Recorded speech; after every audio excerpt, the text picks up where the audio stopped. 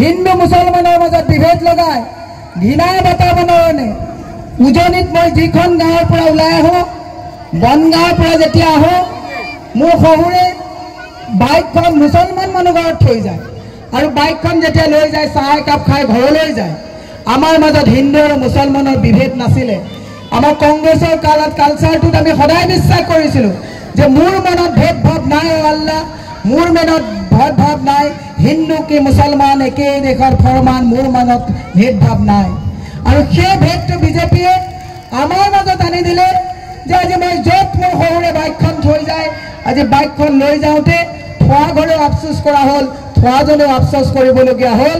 এইটো হিমন্ত বিশ্ব শৰ্মাই গোটেই উন্নয়নবিলাক তলত ৰাখি আমাৰ মাজত এই বিভেদকামী পৰিৱেশবিলাক দি আমাক ইয়াত ব্যস্ত কৰাই ৰাখি এটা জাতি, এটা জনগোষ্ঠী, এটা প্ৰজন্মক আৰু এটা ভৱিষ্যতক তেওঁলোকে এটা অনুন্নয়ন ৰাস্তালৈ ঠেলি দিলে। সেয়ে মই আপোনাক হিন্দু মুছলমানৰ মাজত বিভেদ লগাই ঘৃণাৰ বাতাবৰণে উজনিত মই যিখন গাঁৱৰ পৰা ওলাই আহোঁ, বনগাঁৱৰ পৰা যেতিয়া আহোঁ, মোৰ শহুৰে বাইকখন মুছলমান মানুহ ঘৰত থৈ যায় আৰু বাইকখন যেতিয়া লৈ যায় চাহ একাপ খাই ঘৰলৈ যায়। আমাৰ মাজত হিন্দু আৰু মুছলমানৰ বিভেদ নাছিলে। আমাৰ কংগ্ৰেছৰ কালত কালচাৰটোত আমি সদায় বিশ্বাস কৰিছিলোঁ যে মোৰ মনত ভেদভাৱ নাই, আল্লাহ মোৰ মনত ভেদভাৱ নাই, হিন্দু কি মুছলমান একেই দেশৰ ফৰমান, মোৰ মনত ভেদভাৱ নাই।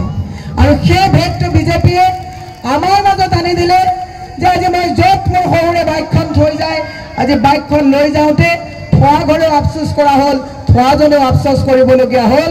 এইটো হিমন্ত বিশ্ব শৰ্মাই গোটেই উন্নয়নবিলাক তলত ৰাখি আমাৰ মাজত এই বিভেদকামী পৰিৱেশবিলাক দি আমাক ইয়াত ব্যস্ত কৰাই ৰাখি এটা জাতি, এটা জনগোষ্ঠী, এটা প্ৰজন্মক আৰু এটা ভৱিষ্যতক তেওঁলোকে এটা অনুন্নয়ন ৰাস্তালৈ ঠেলি দিলে।